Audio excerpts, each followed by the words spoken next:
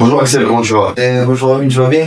Nickel. Ouais, nickel, bonjour. Aujourd'hui, on est là dans le cadre d'une ITW. Ouais, On va donc présenter ton activité, parfait. voir un peu ce que tu fais, les problématiques que tu as pu rencontrer, comment tu développais ton activité avant notre arrivée et quels changements on a pu apporter avec le temps jusqu'à maintenant. Ok. Donc Axel, tu peux nous présenter ton activité? Dans les grandes lignes, j'ai ouvert en 2012 à 22 ans. D'accord. Voilà, ce qui était quand même assez impressionnant et déjà ils me donnaient pas cher de ma peau. C'est sûr que jeune, ouais. À 22 ans, c'était un pari incroyable. Bref, ça a marché. Mais je faisais beaucoup de maçonnerie générale. Ça veut dire que je faisais des constructions de piscines, et je faisais des carcasses, on appelle ça dans le bâtiment. C'est tout ce qui est gros œuvres des maisons avec la toiture. D'accord. Voilà, je faisais ça.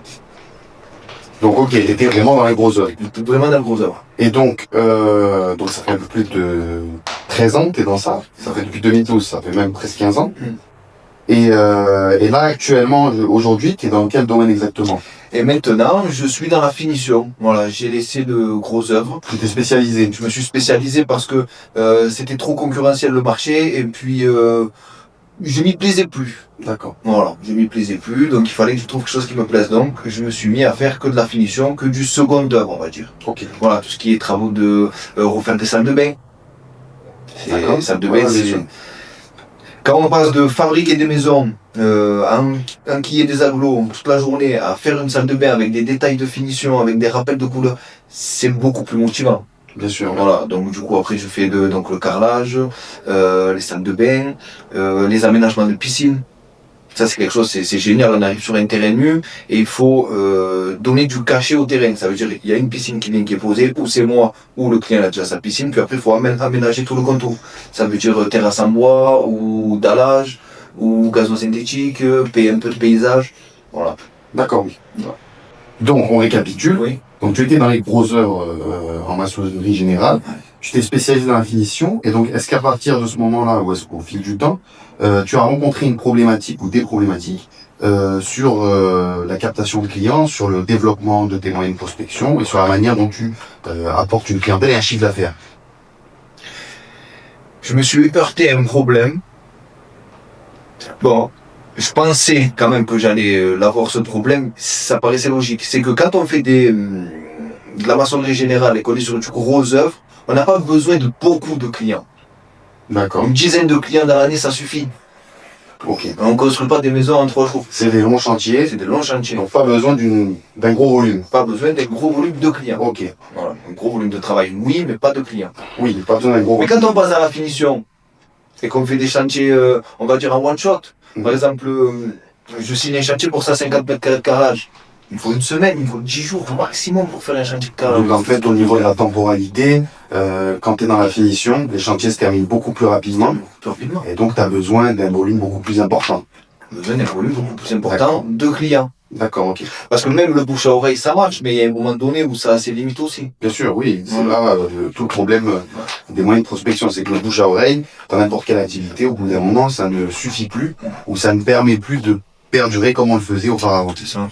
Donc, en plus de ça, est-ce que tu as des périodes creuses dans ce domaine-là? Est-ce que tu as des périodes pleines? Est-ce que tu as des moments où c'est plus simple d'obtenir des clients? Eh ouais.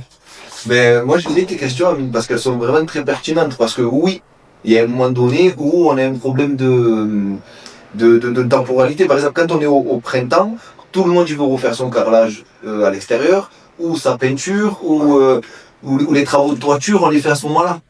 D'accord. Voilà. Donc, oui, à partir du mois d'avril jusqu'à mai, ça remplit le calendrier jusqu'à août, c'est facile. Ok. Mais après, à septembre, il y a tout l'hiver à passer. Ouais, c'est ça. Voilà. Donc, sur ces mois-là, il y a de la grosse demande. Et encore, il y a de la grosse demande quand on connaît beaucoup de monde et qu'on aime bon bouche à oreille. Mais après, il y a tout le reste de l'année où il faut sortir 3-4 clients par mois, quoi. Donc en fait, il y a une grosse demande dans ces périodes-là, mais pour ceux qui sont déjà imposés sur le marché. C'est ça. C'est-à-dire qu'il y en a d'autres qui ne sont pas forcément imposés de la même manière, où c'est plus compliqué pour eux. Pour ceux qui ont déjà galéré à se faire une clientèle. C'est ça, ok. Et voilà. Donc on peut ressentir en fait dans cette activité, comme dans plein d'autres dans le BTP, un certain manque de confiance, une anxiété par rapport au chiffre d'affaires. Ouais. Donc on peut être face à des situations de stress en fait. Mais c'est très très stressant. Hein. Ouais. C'est très stressant parce que de se dire, bon, j'ai une visibilité sur un mois, moi, je dois aller faire 150 mètres carrés de carrelage, comme je disais tout à l'heure, c'est des exemples, hein, ou aller poser un portail, ça c'est pareil, un portail ça se pose en 3 jours. C'est ça, ouais. Je fais même pas une semaine entière avec un portail. C'est ça. Donc en fait, si je comprends bien, dans cette activité comme dans plein d'autres, t'es confronté à un problème majeur en fait, c'est qu'en plus de devoir t'occuper de ton activité, ce qui demande quand même beaucoup de temps sur ton planning, et même je pense c'est assez complet, donc ça demande énormément de temps. Ah, c'est 8h, 5h du lundi au vendredi, voire samedi. Tu dois en fait additionner à ça une nouvelle charge de travail qui est la prospection et la recherche de clients. Oui, et les devis et les factures. Voilà. Donc en fait, tu gères tout toi-même et donc en plus d'un aspect financier compliqué, tu te retrouves à un aspect en fait où t'es presque... Une charge mentale, ouais. T'es complètement pris par le temps en fait. Ouais. Et même en fait, tu dois t'envoyer beaucoup plus pour... Et tout ça en étant père de famille. Et tout ça en étant père de famille, c'est un taille important. C'est un taille important. Donc autant dire que les journées sont chronométrées. C'est ça. Ouais. C'est le problème auquel beaucoup d'entrepreneurs sont confrontés. Mais dans le BTP aussi, c'est surligné un peu plus parce que... Ça n'ouvre pas une grande fenêtre de temps pour aller réseauter. C'est ça. Donc c'est le réseau que je fais au fur et à mesure de la journée, mais à la limite, je vais plus me faire un réseau d'artisans. Ok. Tu vois. Oui, c'est ça. Pour se faire un réseau de clients, il faut aller là où sont les clients. Mm. Moi, quand je suis au travail, je croise plus des artisans que des banquiers. Ouais, c'est ça. Surtout que le problème aussi qui s'y ajoute, c'est qu'avec le temps, les moyens d'acquisition changent. Donc pour obtenir des clients, on ne peut pas de la même manière qu'on le faisait auparavant. Donc ça fait qu'il faut se mettre à jour aussi sur les moyens de prospection, peu importe le domaine. Le BTP, mais par exemple à l'époque, on ne prospectait pas de la même manière. Aujourd'hui, on trouve des clients dans le BTP par différents moyens d'acquisition. Principalement aussi, on utilise Meta Ads, Google Ads pour trouver des clients de manière automatique et sur le temps. Mais à l'époque, ça fonctionnait pas de la même manière. Donc, il faut se mettre à jour. Et c'est là où il faut passer parfois par des... Ben, c'est vrai là ce que tu me dis parce qu'à l'époque il y avait des sites, on se faisait démarcher par des gens qui proposaient des chantiers comme des 3 devis, des... Ouais, exactement, le 3 devis. Au début je tombais dans le panneau un peu de... Il n'y avait pas trop le choix, hein. Non, mais je vois le choix, parce que il fallait une solution digitale pour rencontrer des gens qui avaient une demande, alors que moi je pouvais apporter la solution. Voilà. Et donc du coup, c'est de l'argent dépensé. Des fois, il y a eu du client, mais c'est beaucoup de perte de temps et d'énergie. C'est pas comme vous. Vous, c'est ciblé. Bam, ça arrive, on tombe directement sur la bonne personne. C'est ça, oui. Eux c'était plus, ils donnaient un devis ou un client à plusieurs artisans et partez-vous comme des vieux. Ça, c'est jusqu'à aujourd'hui. Hein. Ouais. On a beaucoup d'artisans, même d'artistes, qui sont confrontés à ça. Ah ouais. C'est-à-dire, en plus de la perte financière, on est confronté à une concurrence. C'est ça. En supplément. Donc, ça veut dire qu'on paye pour accéder à ces gens-là, et une fois qu'on a payé pour les avoir, il va falloir baisser son pantalon. Exactement. Voilà, moi je ne baisse pas mon pantalon, moi je fais du bon travail. Et donc, on y vient, c'est là où tu nous as rencontrés. Et c'est là où je vous ai rencontré, ouais. Voilà, c'est là où tu nous as contactés, on est rentrés en contact. C'est un grand contact. Super bien passé, bon feeling direct. C'est ça, ouais, bon feeling. Très important. C'est très important.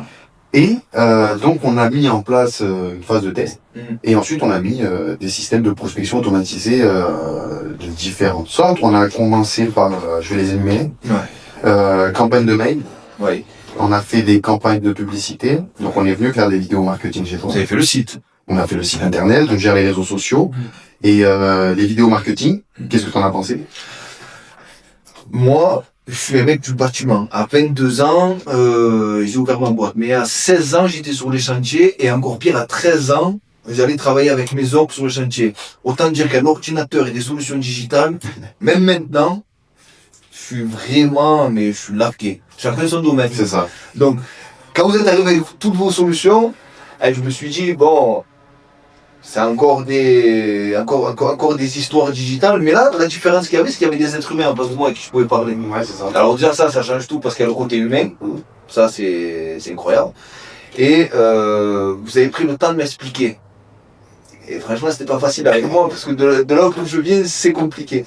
Et oui, donc toutes ces solutions là que tu viens d'énumérer, Bah surtout que nous, en fait, au début, je savais pas exactement ce que tu voulais. Ben non. Donc quand on a fait l'audit, on a trouvé que la formule la plus adaptée c'était Love Power. Ouais. En fait, et du coup, en fait au début l'accompagnement sur les chantiers. D'ailleurs, c'est cette fois-ci où la première fois on t'a accompagné sur le chantier, on a direct trouvé en fait des plans de manière à répondre à toutes les objections de chaque plateforme pour te lancer derrière des campagnes publicitaires avancées. D'accord, et je vous ai vu aussi, hein. Parce que moi j'ai l'œil sur les gens qui connaissent le taf. Même si je connais pas ton métier par cœur, je vais voir un mec qui connaît son travail. Ouais. Tu vois, et ça c'est super important. Ouais, Parce que moi je les vois, les mecs ils arrivent au chantier, en un quart d'heure je sais s'il est bon ou s'il est pas bon. Ça va très vite. Et vous, de la manière que vous avez pris vos plans, de la manière que vous êtes organisé, de la manière que vous avez eu on était sur mon chantier, mais on était... comment dire, il y avait des chefs d'orchestre. Voilà, ils sont là les mecs et ils expliquent comment on fait. Par exemple, pour moi, j'ai jamais fait de réseau. Ouais, Je bien connais sûr. pas. Donc vous êtes arrivé, il faut mettre le plan comme ça, il faut que tu le présentes comme ça, il faut que tu puisses dire ça à tel moment. C'est génial. Bien sûr, mais comment le but c'est d'optimiser le temps pour pas aussi te perturber sur ton travail. Ouais. Mais après, le fait que ce soit aussi fait de manière automatique mensuellement, c'est ça qui apporte aussi. C'est sur peu de temps. On vient peu de temps par mois. On vient une à deux fois par mois. Ouais. On prend nos plans et on essaye de pas aussi te brusquer sur ta charge de travail ou te poser de problème. C'est surtout ça le Non, mais principal. vous êtes pas dérangeant parce que vous venez, vous faites votre truc, bam, vous partez, c'est carré, vous revenez, vous envoyez Bien sûr. les visuels, c'est de suite nickel. Bon, toujours on essaye de faire un peu mieux, chacun donne un peu son avis, mais c'est carré à chaque fois. Donc, suite à ces campagnes publicitaires, à toutes ces vidéos marketing qu'on a fait ensemble, ces campagnes de mail, et toute la gestion de tes réseaux, de toute la publicité qui est derrière ton activité, est-ce que tu as senti une différence? Aujourd'hui, qu'est-ce que ça t'a apporté? Et surtout, qu'est-ce que tu ressens? C'est toujours ça. Alors, déjà, j'existe sur Internet. Sûr? J'existais pas avant. Non, c'est sûr. Avant, j'existais pas. J'avais mon réseau de clients humains, mais j'existais pas sur Internet. Ensuite, chiffre d'affaires. Ouais. Chiffre d'affaires, ça a été instantané.